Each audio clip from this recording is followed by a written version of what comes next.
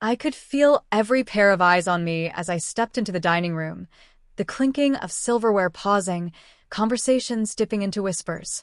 My mother's perfectly arched brow lifted just slightly, as if to say, "You actually showed up?" My father's voice boomed with that usual mix of pride and control, telling one of his old war stories while pretending not to notice me slip into my seat. It had been years since I'd joined a family dinner. The last time, I left in tears, humiliated, dismissed, and more invisible than the empty wine glass in front of me now. But tonight, I wasn't the same girl who used to shrink under their words. Tonight, I came wearing quiet power, the kind that didn't need a logo or a speech to announce itself.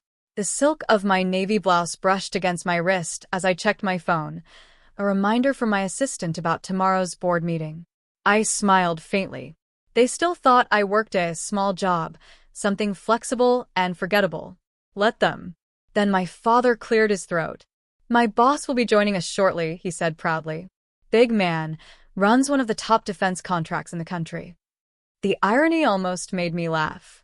Because in less than 10 minutes, that very man, the one they admired so much, would walk through that door and salute me. And for the first time, they'd see exactly who I'd become. I still remember that night like a bruise you can't quite hide. It was 5 years ago, same table, same people, but a very different me. Back then, I was 23, fresh out of college with big dreams and a fragile kind of confidence. I had just told my family that I wanted to start my own company, a small tech consulting firm focused on cybersecurity solutions. My father laughed so hard his glass nearly tipped. "Cybersecurity? You? Sweetheart, you can barely set up your own Wi-Fi." The table erupted in laughter. My brothers, their wives, even my mother hiding her smirk behind a napkin. I sat there, forcing a smile, feeling the heat crawl up my neck. My heart pounded so loudly I could barely hear them. "You should stick to something safer," Mom added. "Maybe teaching or something part-time." The words stung deeper than I let on. They didn't mean to be cruel, I told myself. They just didn't believe I was capable of more. Only one person did, my grandmother, who sat quietly at the far end of the table, her thin fingers wrapped around her teacup. When everyone's attention shifted, she reached into her purse and pressed something into my hand, her late husband's old compass. "It doesn't point north," she whispered softly. "It points to wherever you decide to go."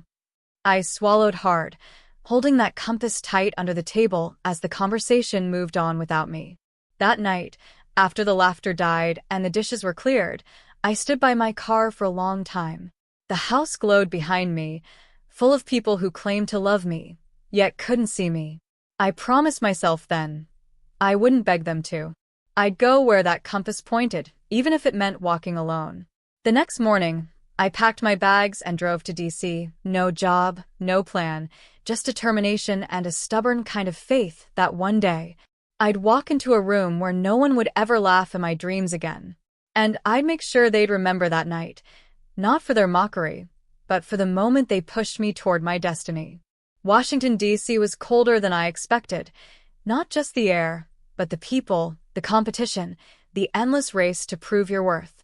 I rented a one-bedroom apartment above a noisy coffee shop and spent nights hunched over my secondhand laptop, writing code until my eyes burned. Most mornings, I woke up with my hair still tied back and my laptop still open, a half-eaten granola bar beside me. At first, I took freelance work, fixing network issues for small businesses helping startups secure their databases. It wasn't glamorous, and it barely paid the bills. But every small project built my confidence. Every satisfied client became a stepping stone. Then I met Linda Carver, a former Pentagon contractor turned cybersecurity consultant. She'd found me through a mutual client who'd mentioned, a girl who works miracles with firewalls. Linda was everything I wasn't at the time. Poised, respected, fearless. "You've got talent," she told me after our first meeting. "But talent means nothing without structure. I'll teach you the ropes if you're willing to listen and work harder than anyone else." And I did. For the next 2 years, I became her shadow, learning how to handle corporate clients, navigate contracts, and pitch like a pro. Linda taught me how to stand tall in rooms filled with men who called me sweetheart and kiddo. She also taught me how to make them eat their words, with results, not arguments. The turning point came when we landed a federal subcontract worth over $1.2 million. I managed every bite of that operation, leading a small but fierce team of analysts who trusted me completely. When the contract ended, the client called me directly, not Linda. They said they wanted me for the next phase, and they were willing to double the budget. Linda smiled when I told her. "Looks like it's time you started your own firm," she said. "You're ready." That night, I pulled out my grandmother's compass from a small jewelry box. The brass was tarnished now, but when I tilted it under the lamp, I could still see the faint engraving. "Follow what they can't see yet." I named my company Northlight Defense Solutions, not because the compass pointed north, but because it reminded me that I could choose my own direction. Within 3 years, Northlight grew faster than I ever imagined. We specialized in private contracts for government defense systems, confidential, high stakes, and extremely profitable. My name wasn't plastered anywhere. I didn't post success stories online. I didn't even tell my family where I worked. They still assumed I was freelancing doing computer stuff. And honestly, I liked it that way. There was peace in anonymity, freedom in being underestimated. Until the day I received an invitation from my mother. "Family dinner this Friday. Your father's boss will be there. Behave yourself." I almost deleted it. But something about that line, "behave yourself," made me smile. Because this time, I wasn't coming to dinner as the invisible daughter who needed validation. I was coming as the woman their world now reported to, and they didn't even know it yet. The evening of the dinner arrived with that familiar blend of nerves and calm resolve. I parked my black Tesla at the end of the long, brick driveway and took a deep breath before stepping out. The house looked exactly as it had when I left years ago. Same porch light flickering, same wind chime my mom refused to replace. Only now, I felt like a visitor, not a daughter returning home. Inside, laughter spilled from the dining room before I even crossed the hallway. My brothers were already there with their wives, trading stories about promotions and vacations. My mother rushed over, kissing my cheek with the polite distance of someone greeting a colleague. "Well, look who finally decided to join us," she said, smiling too tightly. "Still working from home?" I gave her a gentle nod. "Something like that."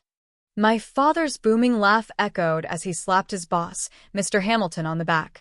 "You're gonna love my kids, sir." "Well, most of them," he added with a glance at me. "This one's still figuring life out." I felt the old sting rise in my chest, but it didn't last long. Because the moment I turned toward his boss, recognition flickered in his eyes. "Excuse me," he said, stepping closer. "Are you Madison Lane?" The room fell utterly silent. My father blinked. "You know her?" Mr. Hamilton straightened his suit jacket and, to everyone's disbelief, saluted. "Ma'am." My mother's fork slipped from her hand. My brothers froze mid-bite. "Ma'am," my father repeated, half laughing, half choking. "You must be mistaken. This is my daughter. She's not military." Mr. Hamilton smiled. "I'm well aware. Madison Lane is the CEO of Northlight Defense Solutions, our leading cybersecurity partner. Her team has secured several of our top-tier defense systems. She's the reason our data hasn't been compromised once in the last 4 years." I could feel every heartbeat in that silence. My father's face drained of color. My brothers exchanged stunned looks. I took my seat slowly, laying my clutch on the table. "Please, don't stop dinner on my account," I said softly. "I'm here as family tonight, not as your contractor." Mr. Hamilton chuckled. "Well, ma'am, you've certainly earned my respect. Your presentation at last quarter's summit? Brilliant. I told your father I wanted him to meet you, though I had no idea she was his Madison." My mother's voice trembled as she reached for her wine glass. "You never told us you owned a company." I smiled. "You never asked." The rest of the dinner played out like a slow-motion movie. My father tried to recover, stumbling through awkward laughter. "You run that Northlight?" "Yes," I replied calmly, slicing into my salmon. "The one your firm just renewed a 3-year contract with." Mr. Hamilton raised his glass toward me. To Northlight, and to the woman who runs it better than most men in this business. They all toasted weakly, unsure what to do with their pride now lying in shards across the tablecloth. I didn't gloat. I didn't need to. My silence said everything. When dinner ended, my father followed me to the door, his voice quieter than I'd ever heard. "Madison, why didn't you tell us?" I turned to him, the porch light catching the gold on my grandmother's compass charm hanging from my bracelet. "Because, Dad," I said gently, "some things are better shown than told. You taught me that, even when you didn't mean to." And for once, he didn't have anything to say. The next morning, I woke to a dozen unread messages, my brothers, my mother, even my father. All polite, all confused, each one trying to bridge years of silence with small talk. But it was the call from my father that caught me off guard. "Madison," he said, his voice carrying a hesitation I'd never heard before. "Hamilton wants me to lead a new department. But the contract involves your firm. He said you'll have to approve the partnership." I let the silence linger, then exhaled. "That's correct." For a moment, he didn't speak. I could almost feel him grappling with pride, shame, and disbelief all at once. "I'm not asking for favors," he said quickly. I hope you won't let personal history get in the way of business." I smiled faintly, tracing my finger over the rim of my coffee mug. "Neither will you, Dad. That's why I'm sending the new terms this afternoon." When the contract arrived in his inbox hours later, it wasn't just legal clauses and signatures. It came with conditions, not for money or influence, but for respect. Each family member had one.